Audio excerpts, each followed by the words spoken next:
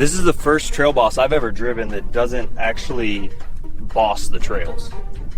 All right, so this thing behind me is the 2026 Chevrolet style electric pickup Trail Boss. And when they said Trail Boss, I had expectations, big ones. First look, it doesn't just meet them, it kind of stomps all over them. We've had about a year now to get used to the Silverado EV massive range. Insanely fast charging, so when Chevy announced that the Trail Boss replaces the RST as the top model, I thought, finally, the EV Silverado that can actually handle trails.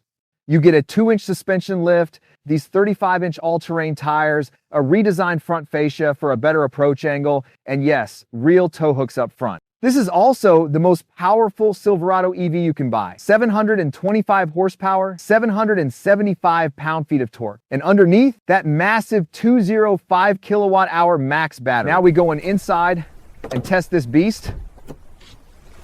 GM says this thing would be rated at 478 miles of range if it wasn't too heavy for EPA testing. Despite the lift and the chunky tires, this thing is still shockingly good on road. 0 to 60, 4.4 seconds. That's slower than the old RST by about 4/10.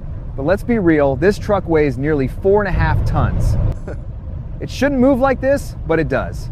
Braking, 134 feet from 60, basically the same as the RST. Grip on the skid pad, 0.73 grams, again matching the RST. And somehow, it even ran Chevy's figure 8 handling course faster than the RST.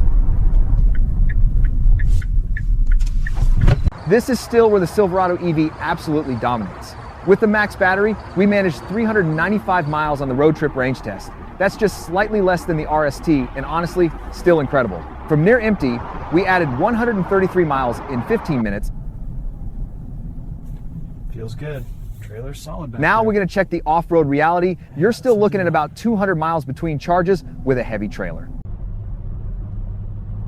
This is where the Trail Boss name starts to fall apart. Just like the RST, the Trail Boss loses traction and gives up. Even with the new terrain mode, it just stops trying. The all-terrain tires help a bit, sure, but not enough.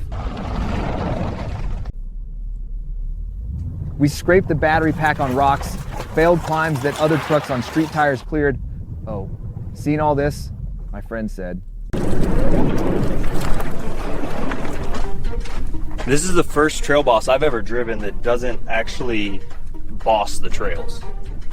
Our test is now complete, and let's come to the final conclusion. My dealer friend, Phil Tat, gave the first conclusion regarding the price. I really wanted to love this thing. On paper, it checks every box: range, power, towing. But out here, after a week with it, it just doesn't feel dialed in. The ride's jittery, the brakes are touchy, and the price, it's a hard pill. That's the real problem here, the price. Base price? Over $72,000. As tested, nearly $95,000.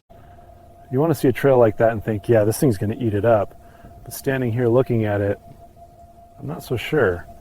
It feels heavier than it should. For that money, this should be exceptional off-road, and it's not. If Chevy had called this a Z71, I'd probably be more forgiving. But as a trail boss, this one bosses the road, but the trail, not so much.